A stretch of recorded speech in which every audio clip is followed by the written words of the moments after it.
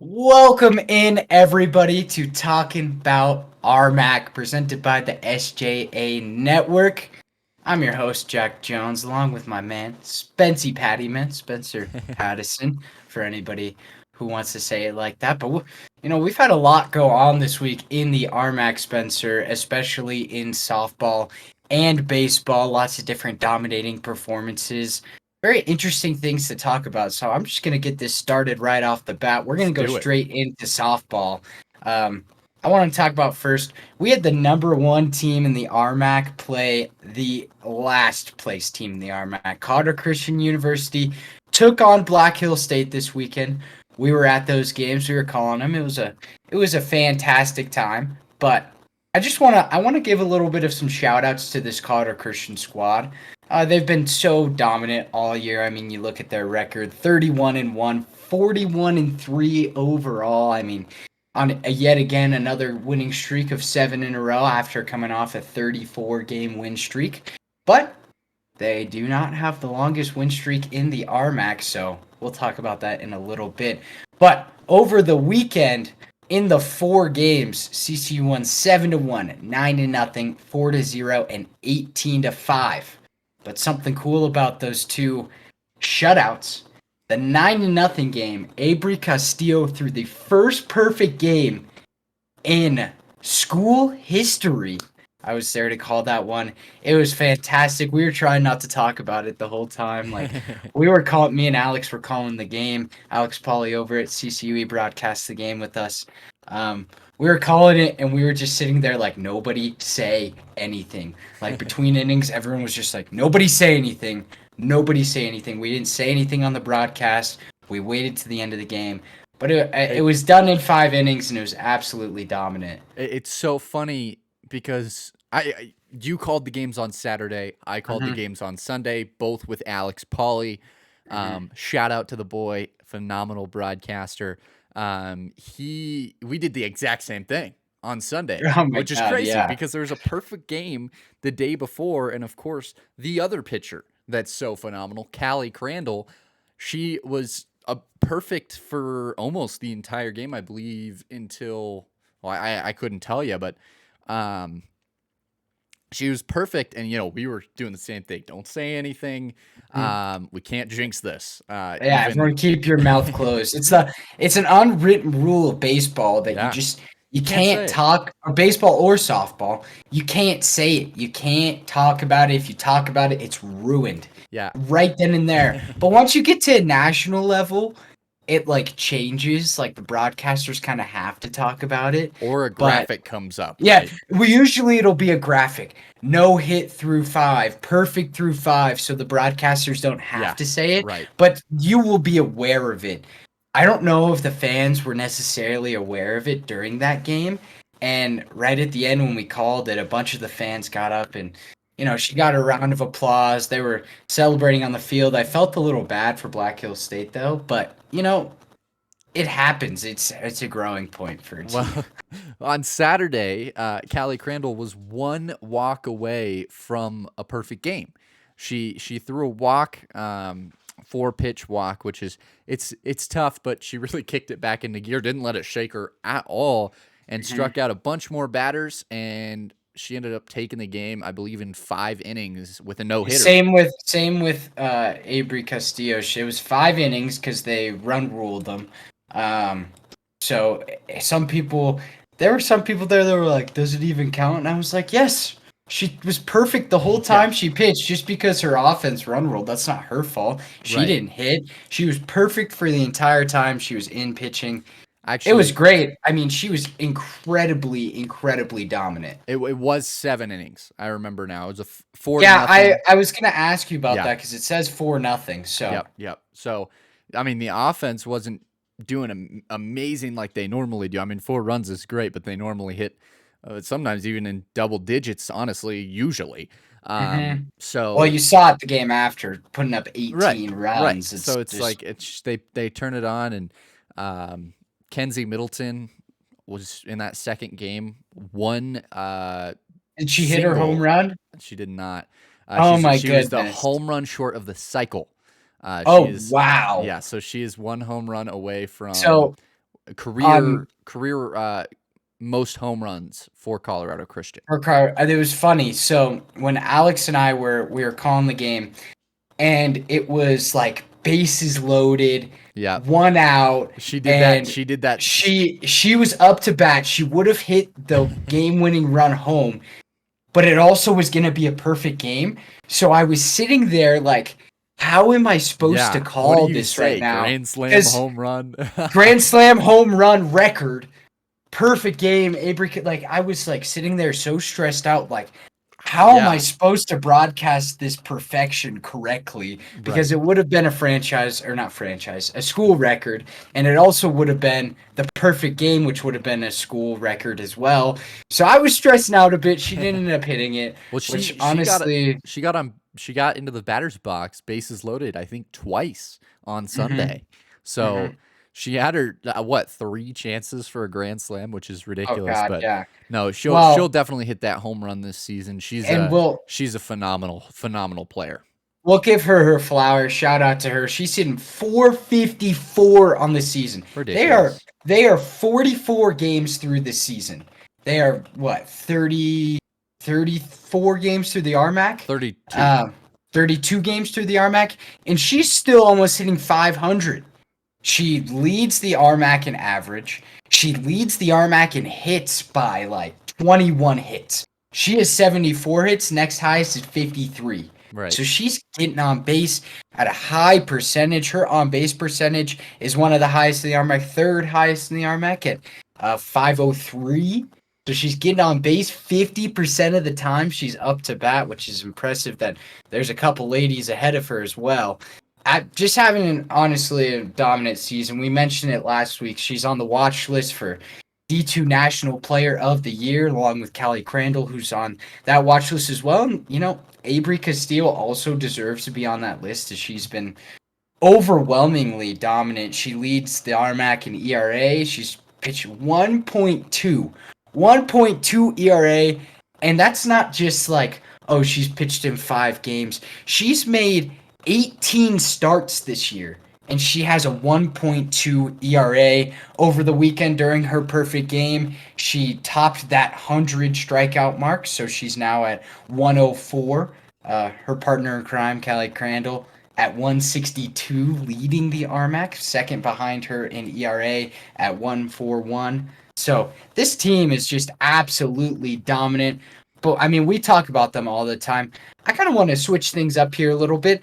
What is it going to take for a team like Metro State, like Regis, like Mesa, to top this team in the RMAC? Obviously, it's kind of a 4-horse race. Regis most recently kind of, inching their way in there, putting themselves at 4th in the RMAC. What is it going to take for these teams to defeat Colorado Christian in the RMAC? Because we know that CCU will be in that championship, or maybe if they match up right before the championship, they're going to be the number 1 seed. They're going to probably be hosting. What is it going to take, Spencer, for any of these teams? It might be the same thing for all these teams. It might be something different. Let me know your thoughts. Oh man, that is a great question. Stacked question. For Colorado Mesa, and I will say it's a little different for each team, but for Colorado Mesa in particular, right now they're sitting at 2nd, right behind Colorado Christian. They play each other not this weekend, but next weekend. In Grand Junction. They're the best batting team in oh my the god RMAC. by lengths. Yeah, batting 360. Behind them is CCU, 336. So batting, offense, it's going to be a great matchup. But when it comes to pitching, they're 5th. They got a 3.59 ERA. Yeah. They were the last week they were in the top 3, and now they've dropped a little bit. So yeah, they're just struggling with pitching. Well, not even struggling. They have a 3.59 ERA, which is really solid. So it's not like they're terrible. It's just there's some great hitting teams in the RMAC, and Colorado Christian, again, a great fielding team. So for Colorado Mesa, it's just about rattling the pitchers. Honestly, don't worry about the pitching too much. Colorado Christian, they're gonna get their bats going. You just got to outscore Colorado Christian. You got to outbat them, and that's the most important thing for Mesa. I totally agree with you, Spencer. I mean, hitting 360 almost 30 average points, you could say, above Colorado Christian. The way you have to defeat this team is getting ahead on these pitchers. I mean, Avery Castillo and Callie Crando go complete games just about every single Yeah. game. If you can hit one of those pitchers out of the game, Colorado Christian is not in that situation a lot. I mean, they really haven't had to put a ton of relief pitching in this year because those two ladies have been so dominant. So if Mesa can make their way to a second pitcher or put up, you know, 5 to 10 runs on one of these two ladies, Colorado Christian's going to score their runs. They are. If you can just, I know this is very basic, and I always get made fun of for saying this, but literally just outscore them. No, right. That is I the way completely you agree. win.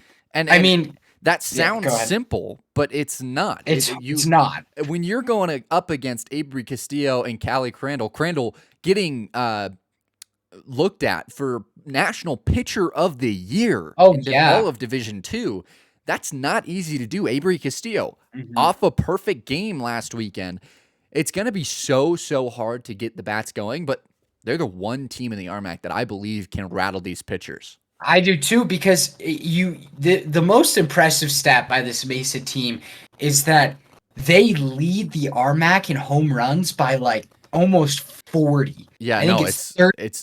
it's I Is believe 20 so 20 they have 28. 77.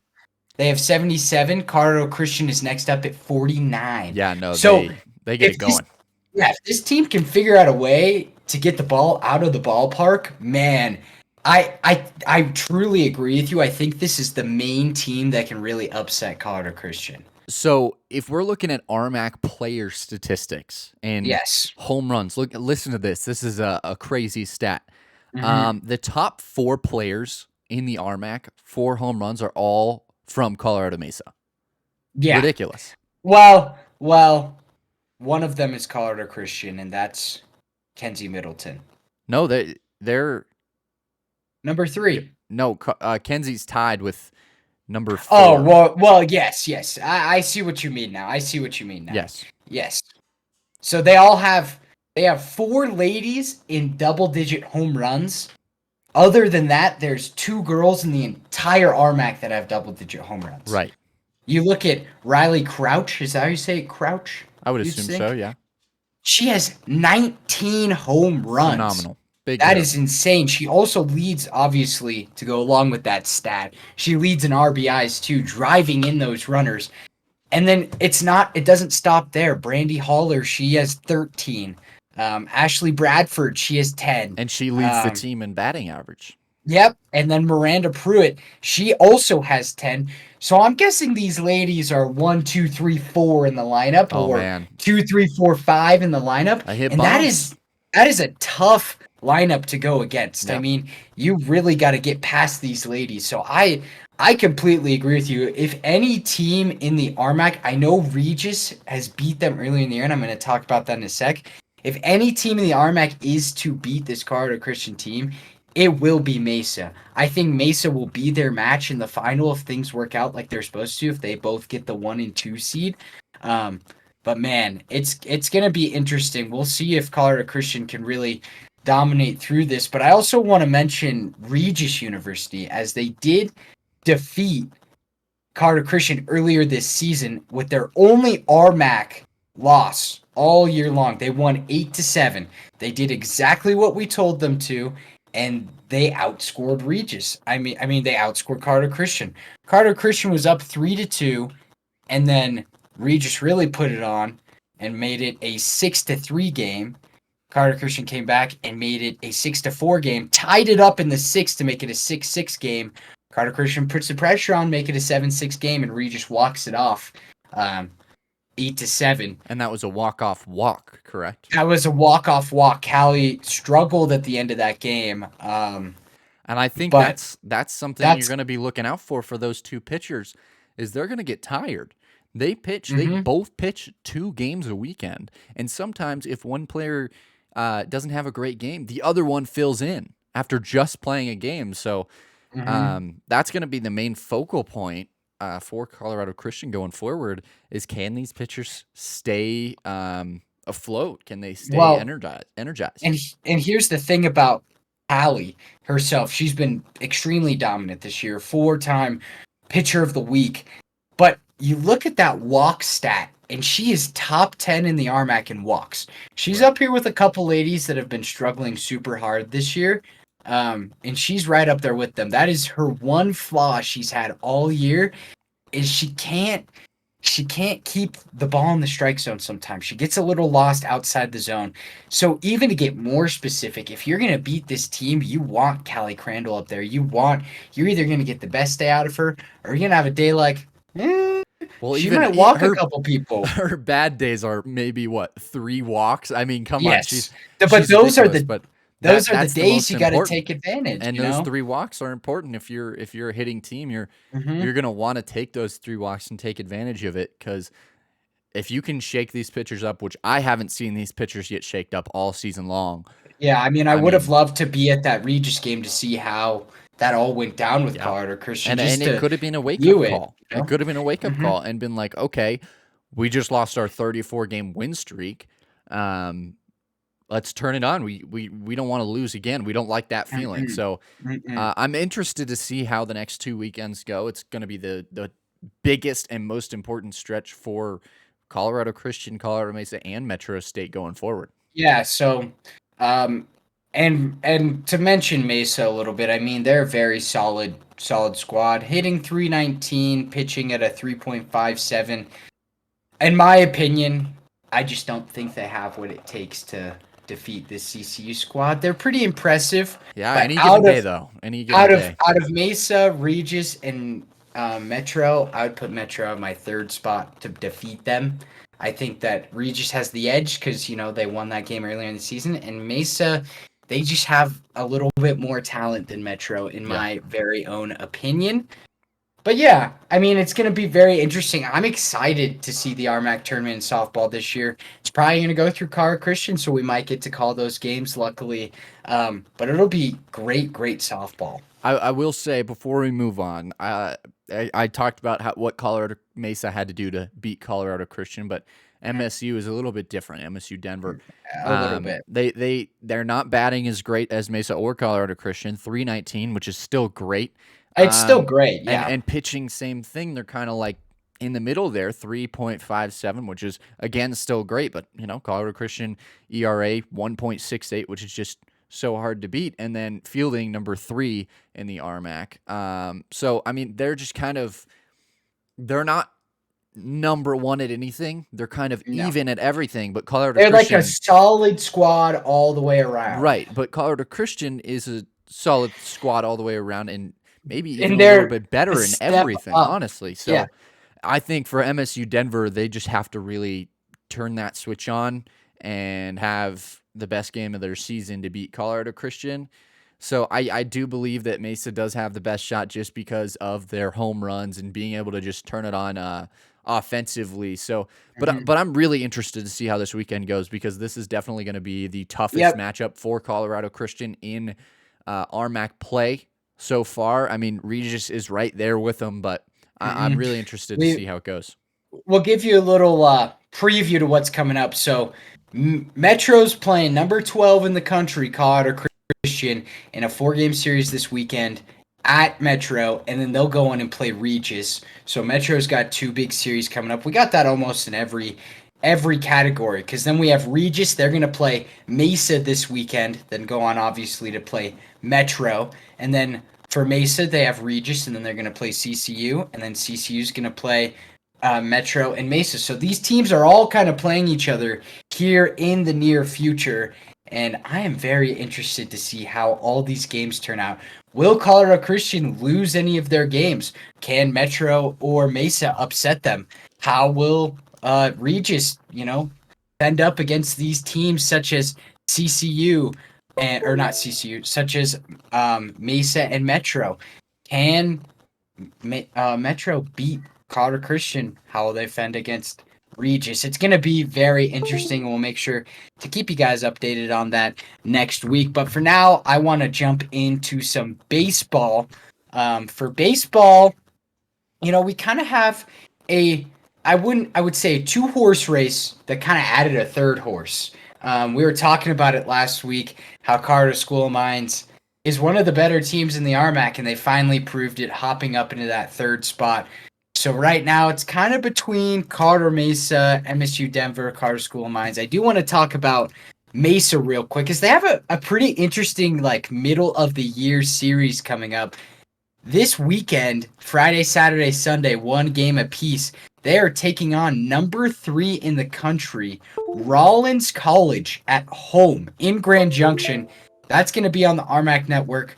Along with that, the first 2 games are going to be on 101.1 FM and 1340 AM. So this is a big time game up in Grand Junction. If you're watching us from Grand Junction, tune into that game. I might be myself, just because I'm interested to see how these teams fend out. They just played CSU Pueblo, and they swept that series. But now going into this Rollins College series, isn't it interesting how they have a non-RMAC game kind of in the middle of the year? Ranked team, top team in the country. It's a little strange, but so did CCU baseball just last weekend against Montana State Billings. So I think it's a little bit more regular in baseball. However, still a little strange. I do want to give a quick shout out to Ethan Jordan over at Colorado Mesa. He's an awesome broadcaster over there. So definitely make sure you're tuning in to the RMAC network over there, because he's a delight to listen to. I haven't looked into Rollins College at all, but how do you think this weekend might end up for Mesa? Is they're one of the top teams in the country going against one of the 3 top teams in the country? You think they got a chance to win? I mean, it's Mesa. Of course they have a chance to win. They are one of the best teams in the nation, of course, like you said. Rollins, they're 25-9, and they are number 3 in the nation. It says on Mesa's website it has the number 3 next to it, so I'd assume so. According to yesterday, they were number 6 in the nation. Okay, so they dropped, but still, top team in the country. They're playing against Mesa. Mesa, I believe, is number 18 in the nation. At least that's what it says here in front of me. And an interesting note: they just played University of Tampa. And if you're a D2 sports fanatic like myself, you'll know that University of Tampa is one of the best D2 schools in every sport. They dominate in just about everything, and they won the series 2-1. Rollins beat the number 2 University of Tampa. So I think that's definitely an important note. They're in the same conference as them. And they have just been pretty dominant this season. A few losses here and there, but most of their losses come to some pretty good teams. They just swept Eckerd College. So it's going to be interesting, especially Mesa hasn't really had that test this season to see if they can. Okay. So also, sorry to cut you off. No, real you're quick. Good. Mesa played University of Tampa. They played them a couple times through 2014 through 2019. That's what it says. I don't know the exact date, but they're 1-2 overall. So I don't know if that says anything towards that. But okay. Yeah, I don't believe they've ever played Rollins. They've never played Rollins. I'm trying to find it, and it looks like they haven't. I'm interested to see how it'll turn out, because I think it'll show how good the RMAC actually is. If Mesa can come out with a couple wins here, first of all, they're going to bump up in their national ranking. And second of all, big time. That also proves how good Metro is. Oh, yeah. Right? I think because Metro and Mesa competing at the top of the RMAC, and Mesa just being that team to beat in the RMAC. If there's anybody to beat a ranked opponent, it's going to be Mesa. And Mesa's got a shot against Rollins. They got 3 games to do it. And I can't imagine that one team sweeps. I see it going. I see somebody's going to win the series 2-1. But I mean, I think that noon Sunday game will probably be the decider of who wins the series. Yeah. And I think it'll be a really good one. Maybe an extra innings on that one, or going right to the end of the game. I'd hope so. And they got games Friday, Saturday, and Sunday. It's they not got even one like each day. No double headers, so players will be rested for each I'm team. guessing they're pure 9 innings too, all of them. So I Yeah. think this is a great test for Mesa to see how they match up. But yeah, basically, Mesa, Metro, 2-horse race. They are far and more dominant, even than Colorado School Mines. I will give Colorado School Mines their shout out, but kind of what I want to talk about and it's kind of similar to the last one, but we're going to just focus on one team here. How does Colorado School of Mines stay afloat here in the RMAC, coming up to the RMAC tournament?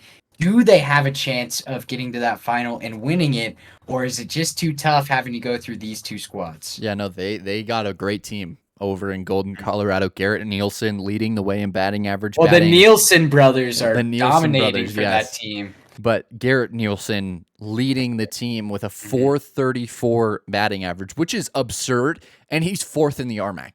He's behind Julian Boyd of Colorado Mesa, Tanner Gardner of MSU Denver, and then Matt Marlowe. Regis, ridiculous season he's having. Almost batting 500. God, yeah. 488. That's definitely a guy to look out for, maybe even for National Player of the Year. But Colorado School of Mines, they're not the best batting team. And they're a great pitching team. They're number 2 in the RMAC for pitching. They have a 5.81 ERA. Colorado Mesa with a 5.11. And then batting wise, they're number 3, which is not bad at all. 331 batting average behind Mesa and Metro. They're definitely one of the teams up there, and I could see them turning it on one day against a Mesa or a Metro to upset in the tournament. And if there's any team to beat Mesa or Metro besides each other, it's Mines. I mean, yeah, you look at some of their pitchers. Kevin Zapanta, he's number 2 in the RMAC for ERA. You go down to number 14 in the RMAC for ERA is Luke Folsom. Pitching for men's baseball is definitely tougher in the RMAC. We see it's an offense-dominated sport, and a lot of these guys aren't qualified for the RMAC stats yet this year as well. Right. Which so is definitely a note to think about. Because if you look at their squad themselves, you look at who is it? Blake Rip. He's been having a fantastic season, but he's only had 12 appearances. But he has a 2.70 ERA. You've got Rodney Gregg, who's been in 7 times. He's a 2.63 ERA. So they've got pitching on this squad. I would mention Cole Chandler, who has a 0 ERA, but he's only been in twice, so it's hard to decipher that. He pitched for 1.1 innings. But Blake Rip is really someone to talk about. He's pitched 30 innings so far this year, 2.7 ERA, right on the edge of getting that notability of being an RMAC ranked pitcher, because he would be leading the RMAC in ERA right now. Yeah. I shout out to him for sure. Oh yeah, they've had 12 pitchers pitch for them, and only 2 are meet the requirement of 1 inning played per game, and that's Zapanta and Folsom. Those 2 guys just having a pretty darn good year, and everybody else, I mean, they have stacked pitching, like you said, Blake Rip, but then there's a guy like Ben Skoneman. I don't know. I can't. I apologize if I'm not saying that right, but a 5.79 ERA. I mean, that's pretty darn good, and a guy like him can come in and turn it on and play some great baseball. Along with Marcus Lee, 4.22 in 8 appearances. These guys, you got to think about the RMAC. I mean, the leading RMAC pitcher right now is a 3.3 ERA. Right. So when you get up to these 4 or 5, they're really one of the better pitchers in the RMAC.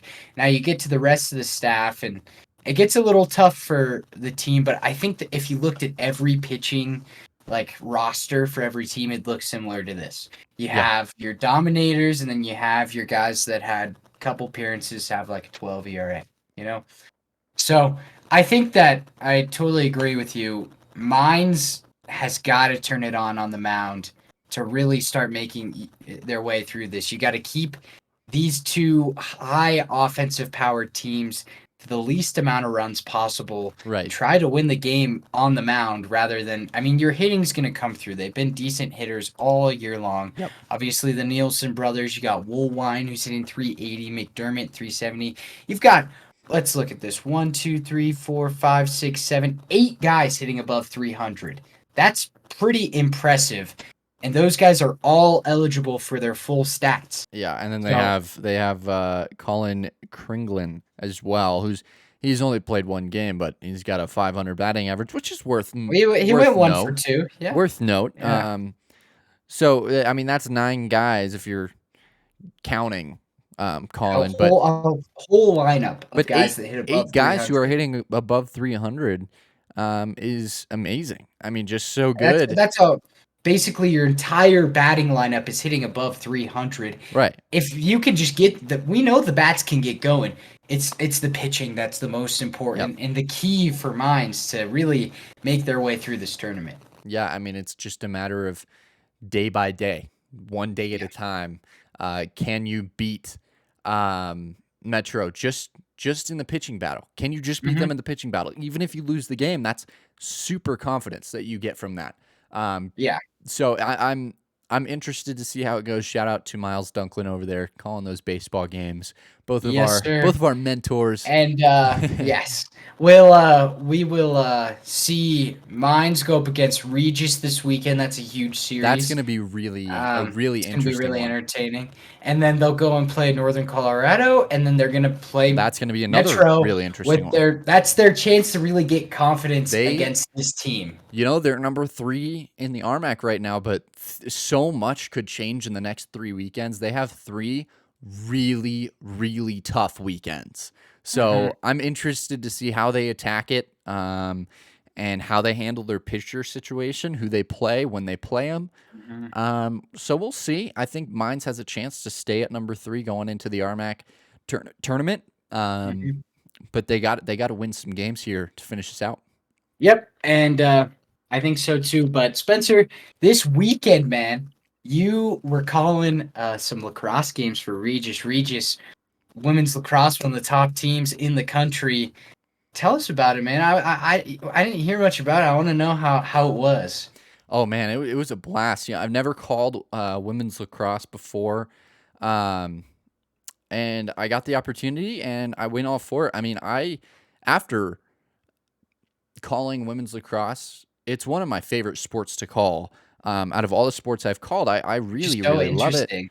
I wouldn't have imagined that you would have liked it that much, honestly. Like not anything to you or anything. I never imagined it would be very fun. No, and I don't know if you know much about women's lacrosse, but I really don't. The pace of play is a lot like basketball. There's a shot clock. They bring it up past midway and just run the offense and try to get it inside to score. Obviously, a lot less scoring than basketball, but a lot more scoring than soccer. I love it. I think it's the perfect pace of play, plenty of scoring, plenty of entertainment.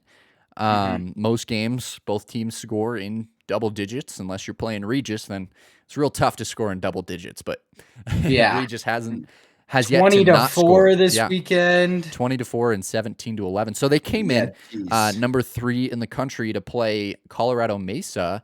And Mesa was receiving votes to get into that top 25. I'm not sure if they still are. And they won 17-11, the first team to score, or not the first team to score, but a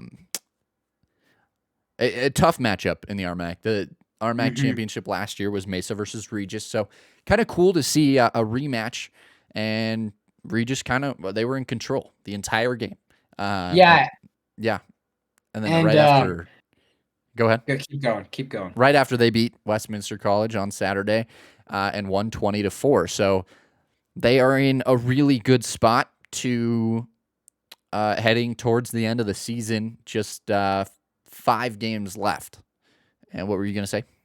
All I was going to say is they had some ladies get some shout outs too by the RMAC. Oh yeah, no, I was getting to that for sure. First of all, they got both the players of the week in the offensive and defensive. Offensive and defense. For offense, it's Bailey Truex, a senior. Last year, she took a huge step up from the year before, from her sophomore season, and scored a ton of goals. This year, she's taken that extra step. Absolutely wild. She scored 8 goals? Yeah, she scored 8 goals in 2 games on 10 shots. Scored, I believe, it was 5 in the first game. And earlier in the season against University of Indianapolis, the Wow. #1 team in the country at the time. She scored 6 on 9 Jesus. shots. So she's very efficient when she gets it inside. And then for defensive, Lily Ferguson, she was amazing, and she also scored some goals. She scooped up some ground balls, 8 ground balls over the course of 2 games. Or no, that was against Mesa alone, 8 of them. Yeah. And forced 5 turnovers.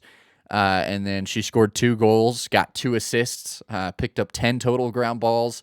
She caused 7 turnovers, and she even had 9 draw controls.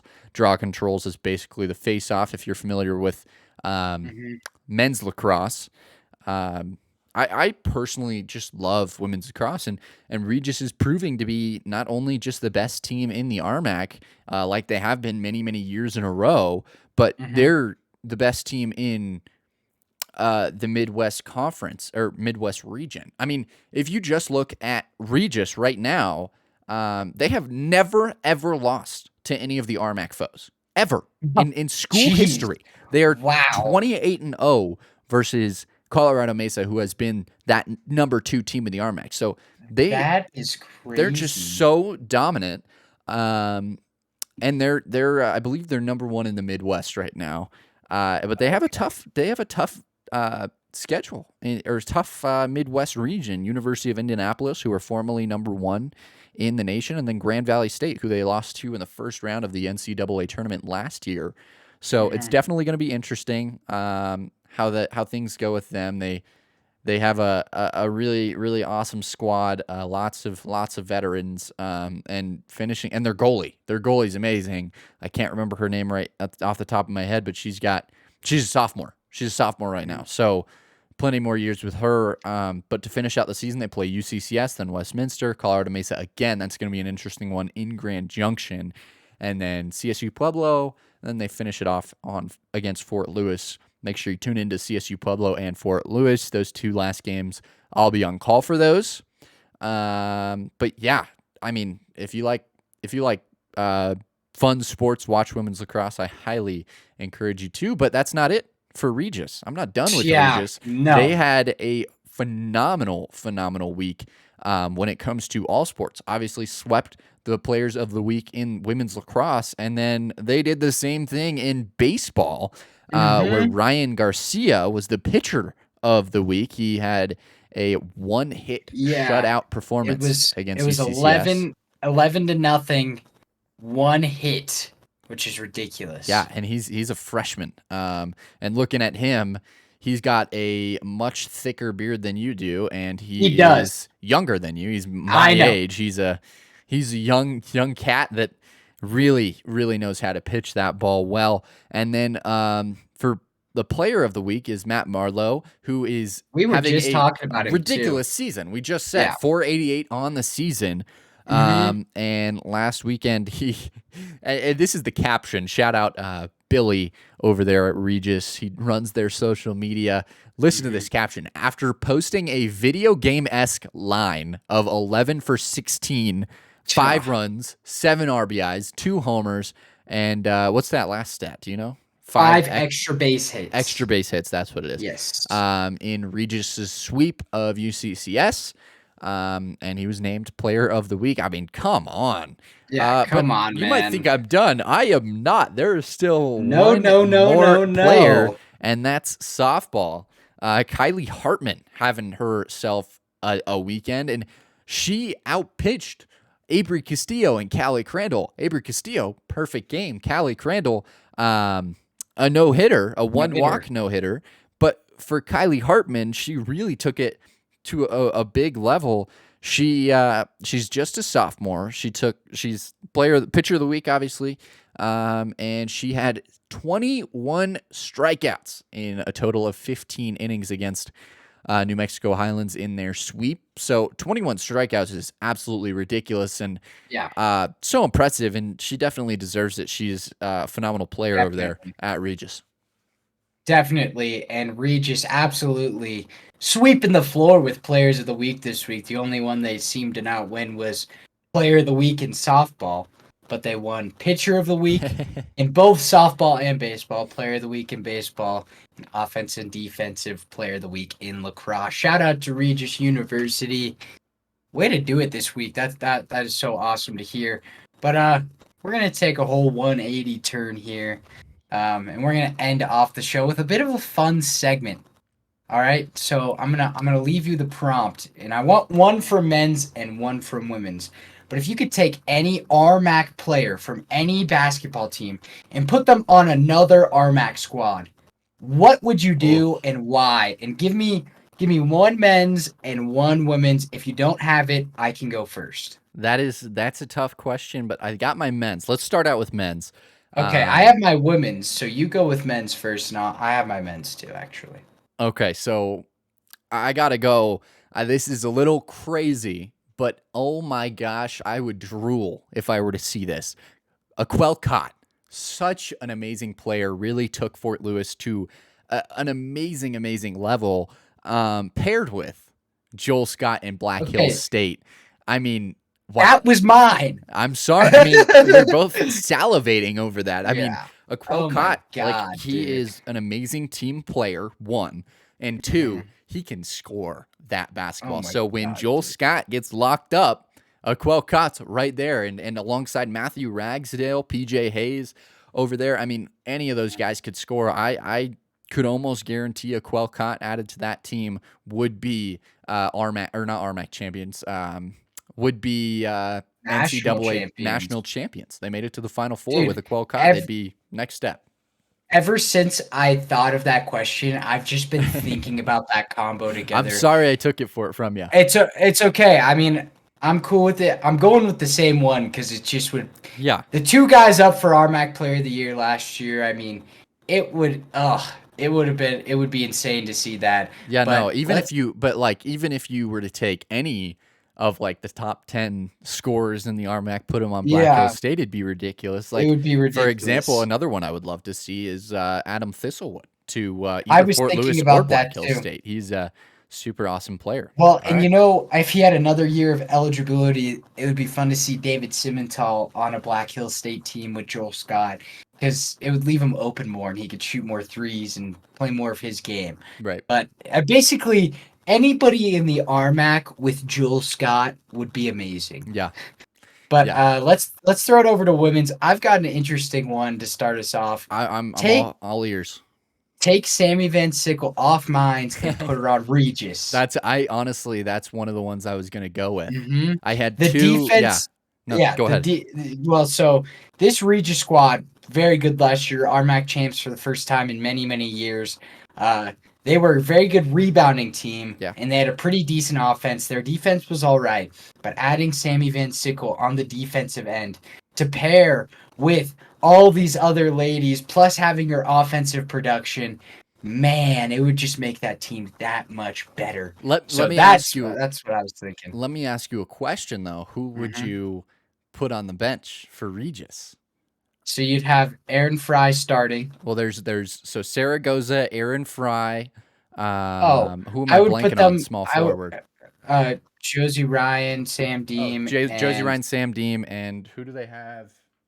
Well, it would be Stroberg, Morgan Smith but is another one. But it would be so. I would either go with a big lineup and take Saragoza out, or I would have Stroberg and Van Sickle back each other up, because maybe Stroberg likes coming off the bench. Morgan Smith. Yeah, is Morgan Smith probably wouldn't end up playing as much for that, but I'd probably have Stroberg and Van Sickle playing, opposite of each other. But Morgan Smith is a phenomenal player as well. Oh, she is. It's everybody no on shade that to her. Regis team. No shade to her at all. But I would probably have them backing up each other, and then when needed, playing on the floor at the same time. Right. And taking out that Saragoza and have it be Fry, Ryan, Deem, Van Sickle, and Stroberg, which would be insane. That would be a phenomenal starting lineup. I would love to see that. And not Stroberg. Van Sickle, one of the best perimeter defenders in all of the RMAC, from my eyes. I mean, she is awesome. She is actually my favorite player to watch throughout the season. One of my favorite players. So many good ones. and I'll give you mine now. Yeah, Another one of give me my yours. absolute favorite players to watch. Such an amazing scorer, such an amazing scorer. And I'm gonna do something similar to you and put her on Regis. Okay. Just But because I yeah, mean they were the Regis, RMAC the champions, RMAC champions. We called their games all year. We know them the Yeah, best, I know so it that makes team real sense. well. And I would just love to see another really good scorer on that team. They got plenty of scorers, but one player that is so consistent, and I'm sure you could see me go where I'm going with this. The number one scorer in the RMAC, Kendra Para. I mean, she was lights out, especially from the behind the arc, and that's one thing that would be Ooh. so sweet to see. Ooh. That would be insane. Well, how difficult would that be on defense? If you're a defense, you're looking at Aaron Fry, Yeah, what do who you can do whatever. If you want her to pass, she can pass. If you want her to shoot, she can shoot. So if you put which I saw Aaron Fry get double teamed a lot. If you double team her, that leaves somebody open. Well, yeah. And if I mean, just imagine Kendra Para being a corner Well, specialist, sitting in that corner.